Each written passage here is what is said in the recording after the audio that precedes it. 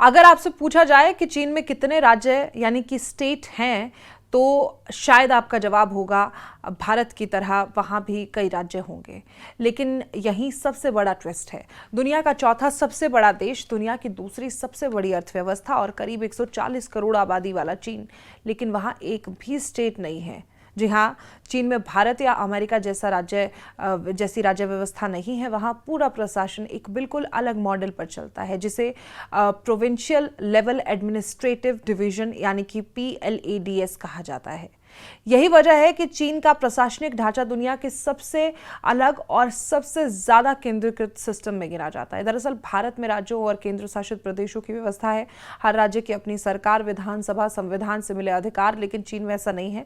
वहां अलग अलग तरह की प्रशासनिक इकाइयों को एक ही श्रेणी में रखा गया, जिसे प्रोविंशियल लेवल एडमिनिस्ट्रेटिव डिविजन्स कहा जाता है। यानी नाम भले ही अलग अलग हों, लेकिन अंतिम नियंत्रण हमेशा बीजिंग और चीन की कम्युनिस्ट पार्टी यानी कि CCP के हाथ में रहता है।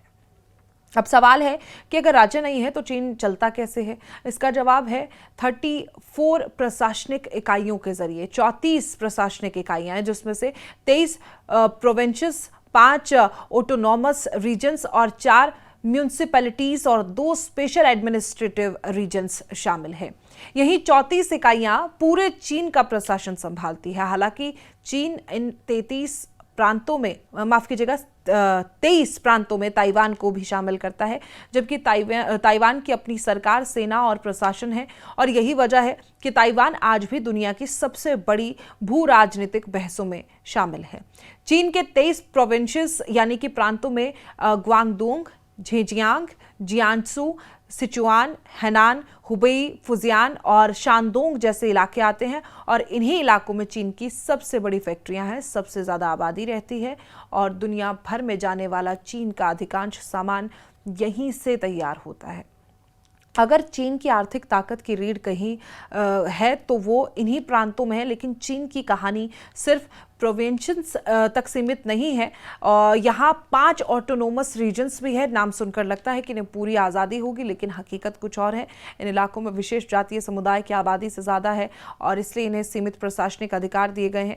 इसमें Tibet, Xinjiang, inner Mongolia, Guangxi और निगिंशिया शामिल हैं। इन क्षेत्रों की अपनी स्थानीय व्यवस्था जरूर है, लेकिन अंतिम फैसला हमेशा बीजिंग और चीन की कम्युनिस्ट पार्टी ही करती है। इन ऑटोनोमस रीजन्स की कहानी भी बेहद दिलचस्प है, विवादों से भरी है। तिब्बत पर चीन का नियंत्रण आज भी अंतर्राष्ट्रीय बहस का विषय है। शिनजियांग में उइगर मुसलमानों को लेकर मानवाधिकारों के सवाल लगातार उठते रहते हैं। इनर मंगोलिया, गुआंगशी और निगिंशिया में अलग अलग जातीय समुदायों के कारण विशेष दर्जा रखते हैं, यानी कि नाम भले ही ऑटोनोमस हो, लेकिन असली कमान हमेशा बीजिंग के हाथ में ही रहती है। चीन में 4 ऐसे शहर भी हैं जो किसी प्रांत का हिस्सा नहीं है। इन्हें म्यूनिसिपैलिटीज कहा जाता है। इसमें बीजिंग, शंघाई, तियानजिन और चोंगकिंग शामिल है। इन शहरों का प्रशासन सीधे चीन की केंद्रीय सरकार चलाती है। इनका दर्जा प्रोविंसेस से कम नहीं माना जाता, यानी अगर बीजिंग में कोई बड़ा फैसला होता है तो उसे लागू करने और कराने के लिए किसी राज्य सरकार की जरूरत नहीं पड़ती। इसके अलावा चीन के पास 2 स्पेशल एडमिनिस्ट्रेटिव रीजन्स भी हैं, हांगकांग और मकाओ। इन्हें 1 कंट्री 2 सिस्टम्स यानी एक देश 2 व्यवस्थाएं के सिद्धांत के तहत विशेष दर्जा दिया गया। यहाँ लंबे समय तक अपनी अलग कानूनी और आर्थिक व्यवस्था रही। हालांकि पिछले कुछ सालों में बीजिंग का नियंत्रण इन दोनों क्षेत्रों पर लगातार मजबूत होता गया, खासकर हांगकांग में। अब सबसे बड़ा सवाल, आखिर चीन में इतनी सारी प्रशासनिक इकाइयां होने के बावजूद राज्यों जैसी व्यवस्था क्यों नहीं है? इसका जवाब चीन की राजनीतिक व्यवस्था में छिपा है। चीन एक यूनिटरी सिस्टम यानी कि एकात्मक शासन व्यवस्था वाला देश है। इसका मतलब ये है कि अंतिम शक्ति केवल केंद्रीय सरकार के पास होती है। स्थानीय प्रशासन सिर्फ वही करता है जो बीजिंग तय करता है। भारत की तरह वहां राज्यों को कानून बनाने, पुलिस चलाने, अपनी नीतियां तय करने की व्यापक संवैधानिक स्वतंत्रता नहीं है। यही चीन और भारत के बीच सबसे बड़ा अंतर है। भारत एक फेडरल डेमोक्रेसी यानी कि संघीय लोकतंत्र है। यहाँ राज्यों के पास अपने अधिकार हैं, अपनी सरकारें, अपना संविधान उन्हें कई स्वतंत्र शक्तियां देता है। लेकिन चीन में लगभग हर महत्वपूर्ण फैसला कम्युनिस्ट पार्टी और केंद्रीय सरकार लेती है। इसलिए वहां की प्रशासनिक इकाइयों को भारत के राज्यों जैसा स्वायत्त दर्जा नहीं माना जाता। अब बात उस सवाल की जिस पर पूरी दुनिया की नजर रहती है कि क्या ताइवान चीन का हिस्सा है? चीन आज भी ताइवान को अपना 23वां प्रोविंस मानता है, लेकिन ताइवान की अपनी सरकार, अपनी सेना, अपनी मुद्रा और अपना प्रशासन है। दुनिया के कई देश वन चाइना पॉलिसी का पालन जरूर करते हैं, लेकिन इसका मतलब ये नहीं है कि ताइवान पर चीन के वास्तविक प्रशासनिक नियंत्रण को स्वीकार करते हैं।